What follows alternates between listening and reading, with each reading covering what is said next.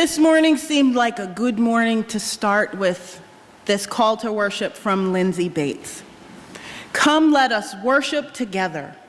Let us open our minds to the challenge of reason, open our hearts to the healing of love, open our hearts to the calling of conscience, and open our souls to the comfort of joy.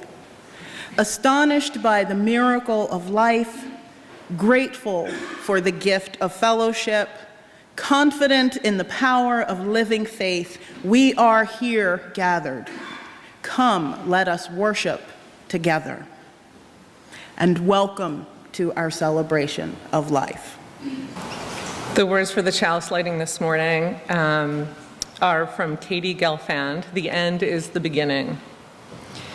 We call forth the life of our faith by igniting our chalice. This spark of new beginnings invites us into a sacred space to reflect where we've been and where we're going. Even knowing that this particular flame will intentionally end with our ritual extinguishing, we fear not its end. For we know with brave hearts that from every ending of our lives, we are sent forth to make new beginnings.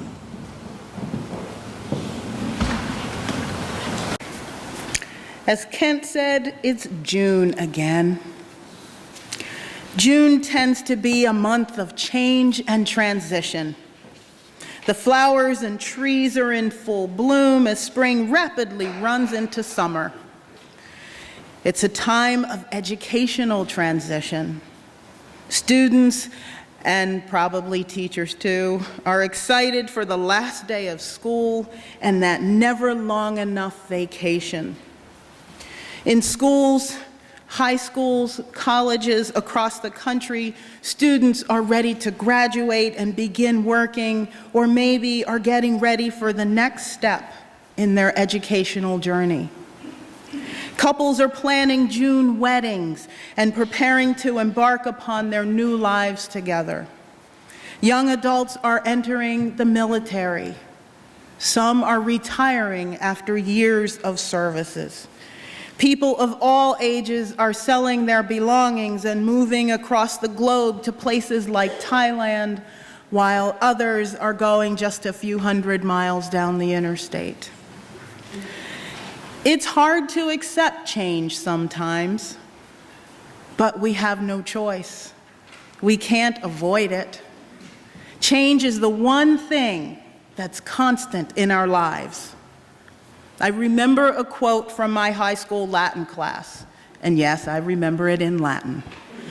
Omnia mutantur, omnia fluent, quod fuimus aut sumus, cras non eramus.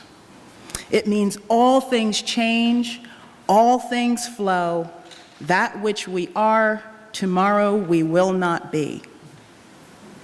It's true. Our bodies are even constantly changing. We're shedding and growing new skin cells every minute. Our blood is recycling. Our physical world is also changing. And as we and it change and grow, so too do our outlook and our perception of life change. It's like the song says, everything must change. No one and nothing stays the same. And like anyone who's faced change, which is all of us, we get through it. Our body adjusts to its new cells. We adjust to the cycle of growth in the world around us. It's part of life. Kent's been sad these last 2 weeks as he comes to grips with the fact that Jason and I are both leaving. He came in the other day, he's like, I just want to sit here with you guys for a while. It kind of reminded me of empty nesters. You know, those parents who suddenly find themselves as empty nesters go through something that can best be described as grieving in a way. There are stories of those who expect their children to come bounding in the door any minute, even though that child might be 1,000 miles away at college. Or they still set a place at the dinner table for the child who's now living in their own apartment.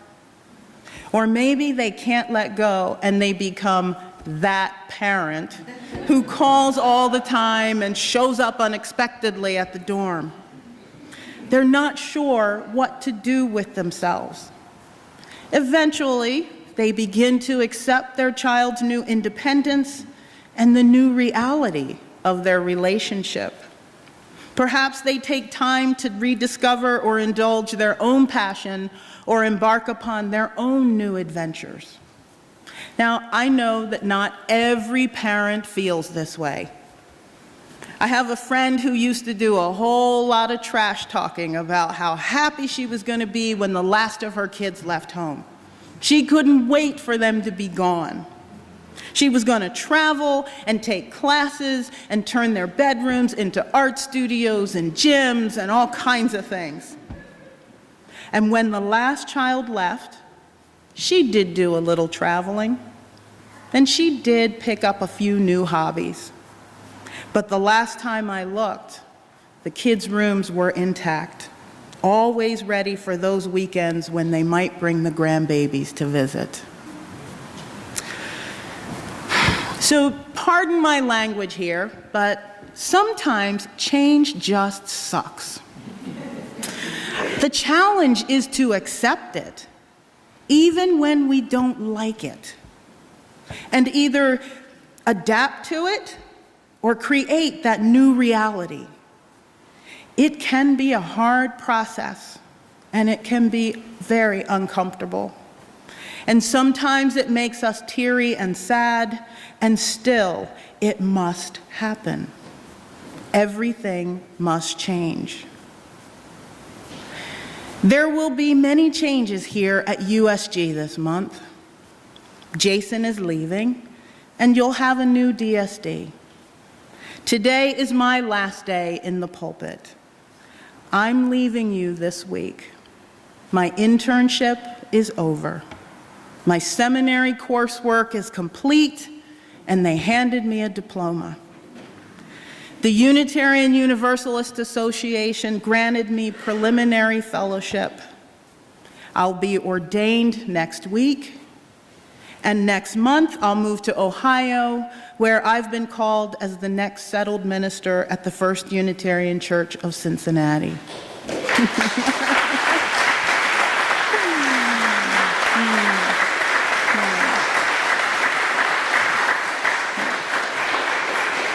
They're ready, and they're waiting for me. And I'm ready to be their minister. I'm ready because you made me ready. Yes, I did learn a few things in my classes at Meadville and during my chaplaincy and time at Einstein, and I might have picked up a few other things in some other schools along the way in this last half century. But you taught me how to be a minister. You gave me a safe place to learn and to experiment and to grow. A place where I could experience what it means to be a minister day in and day out. To know how to respond to the texts and the calls and emails and Facebook messages when you're in trouble or in distress. You shared your joys and your sorrows with me, talked about your problems, your fears, and your concerns. You allowed me the honor of comforting and being with you as you faced your own illnesses, the deaths of your loved ones, and the birth of your children. I met you in coffee houses, hospitals, and nursing homes. You came to my office. I visited your homes, we shared meals, and we walked in the park. You taught me how to be a minister in every setting, inside and outside the church walls. I'm ready because I learned the nuts and bolts of church administration and what's necessary to keep a vessel like this afloat. I've had lots of experience in the corporate world, in government, and in nonprofits.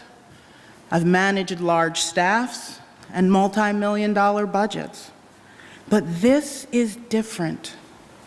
Here at USG, I learned how to use my practical and technical administrative experience in an organization that has compassion and empathy, love and service at its core.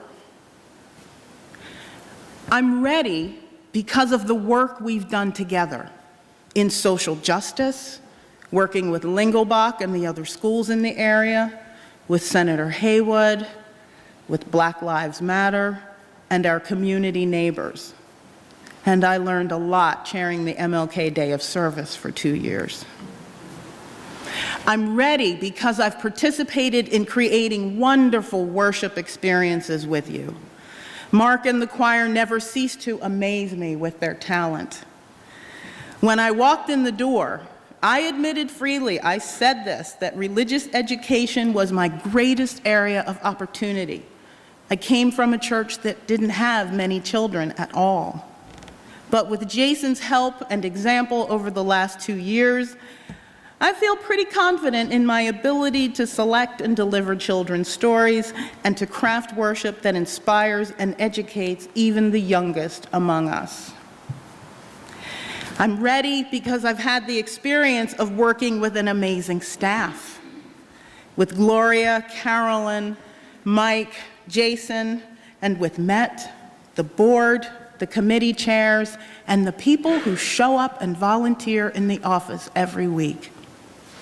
You welcomed me in, answered my questions, and truly made me feel included in the USG community. I'm ready because my intern committee created a safe place for me to express my concerns and bring my questions and my doubts. They encouraged me every step of the way and worried about me when they thought I was doing too much. Debbie, Parvati, Tom, Charles, and Fran Emery, your thoughtful and comprehensive feedback over the last 2 years has been tremendously helpful for my professional and personal development. And Kent.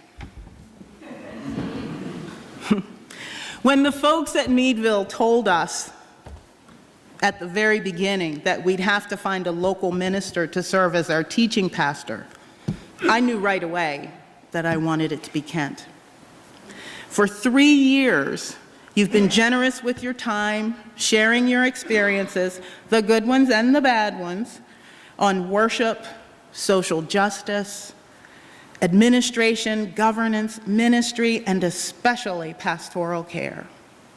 As I tell everyone I see, you are absolutely the best at pastoral care, and I hope that I'll be half as good as you are. We've covered a lot of ground in 3 years with no subject off limits. But Lord knows we've had our disagreements and our struggles. And even though there was that time you made me dress up like a raindrop, I still think we make one of the best ministry teams around. So I'm ready,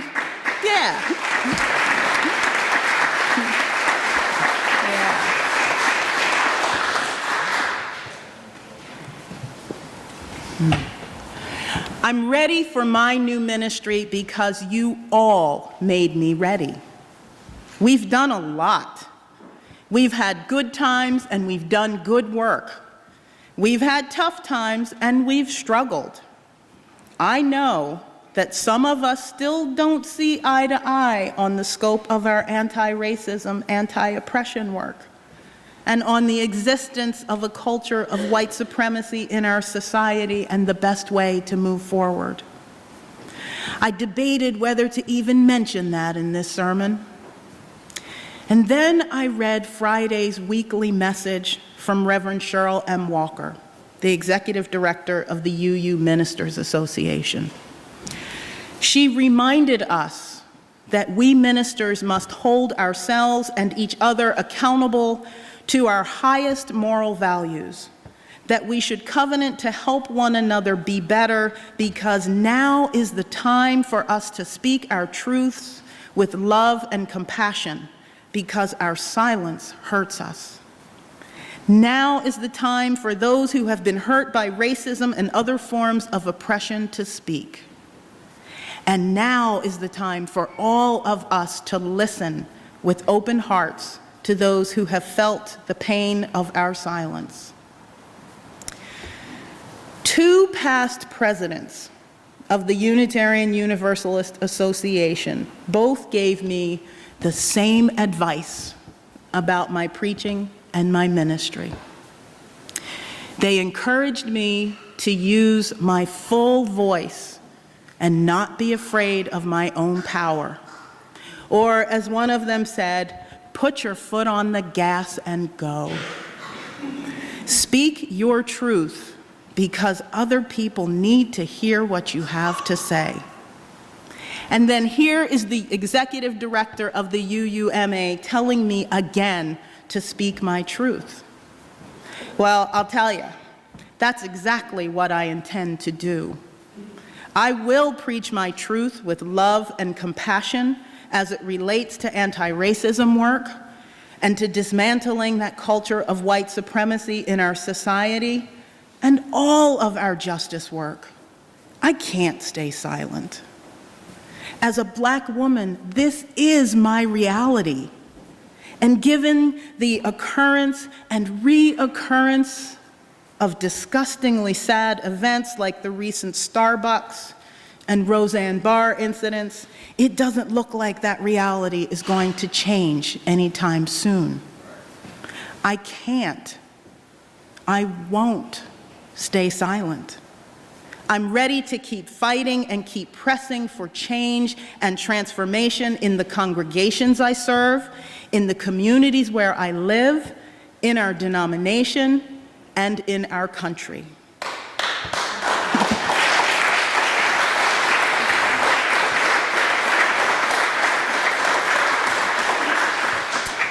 Two years ago, I stood in this spot, well, not quite 2 years, September of last church year, and I wondered aloud, will they like me? Will I like them? Will I fit in? Will we connect? I hoped that we would build a relationship grounded in presence, honesty, vulnerability, generosity, and trust. I think we did just that. We did our best to remain present with one another. When we began talking about difficult issues, or when we perceived that we were focusing too much on social justice, some chose to stay away from the church. And while I respect that choice, I'm very grateful to those who remained engaged and present, even when it was uncomfortable. We were honest with one another. I told you that day that I would make mistakes, and I did, and you told me about them.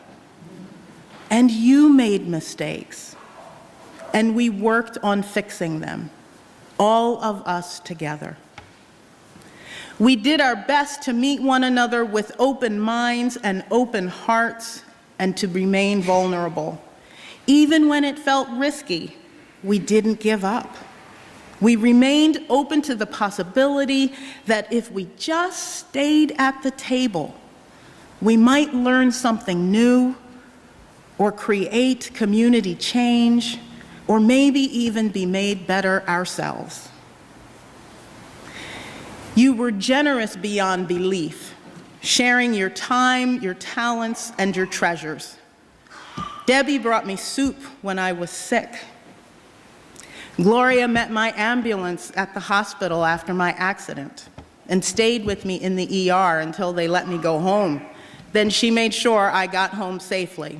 During the Eagles playoff game. During the Eagles playoff game. Okay. You all worried whether I was sleeping enough, eating the right food, or doing too much. You showered me with love and with kindness.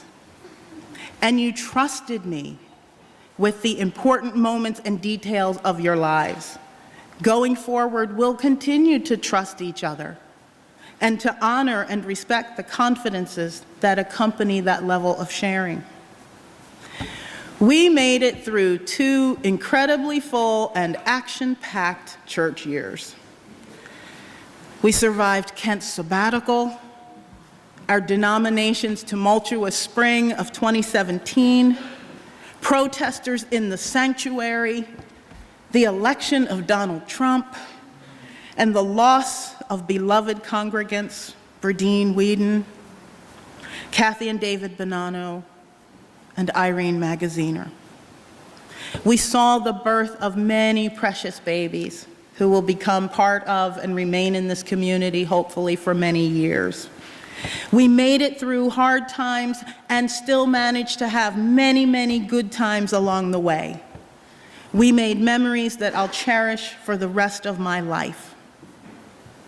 And during that first sermon, I expressed my hope that we would make ripe, juicy, whole, round, exuberant, wild, rich, deep, wide, firm, rare, succulent connections.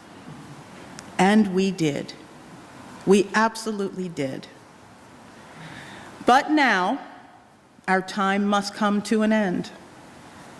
It's customary for interns and ministers when they leave a congregation to restrict communication with those members for at least a year. This doesn't mean you can't come to my ordination next Sunday, or that you have to pretend you don't see me if I'm back in town visiting my family. It does mean that you should remove me from your email distribution lists, and that we probably won't connect through Facebook and social media. It's just for a while, and it's designed to give us both a chance to separate and learn to be apart. You've been through this with other interns, and I know you'll be fine. And I imagine that that's probably the hardest part of being a teaching congregation. You welcome us interns into the life of the church only to have us leave. I hope that you take some comfort and find pride in the knowledge that you've prepared me and McKinley and Joan and all the others for our own ministerial careers. On July 13th, I'll get in my car and drive to Cincinnati to begin the next chapter of my life. I'll sit in my new office and wonder, will they like me? Will I like them? Will I fit in? Will we connect? From what I've seen so far, I think we will. They're good folks, just like you. I'm excited for this new opportunity, and I'm ready for it because of you. And so, in the words of Ernie Harwell, it's time to say goodbye, but I think goodbyes are sad, and I'd much rather say hello. Hello to a new adventure.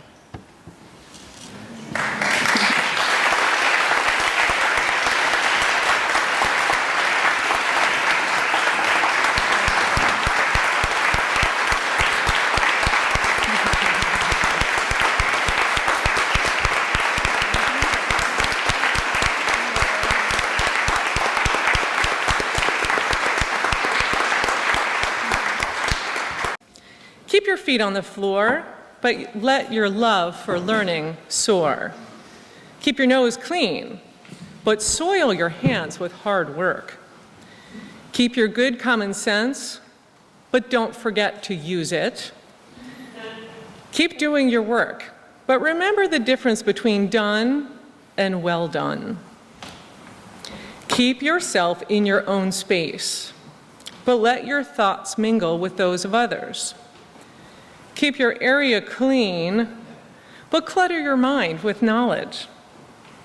Keep your sense of humor, but share it when it will make somebody else feel better. Keep turning in your library books on time, but never stop checking them out. Keep quiet in the halls, but speak loudly and proudly when presenting your ideas. Keep striving for answers and never stop asking questions.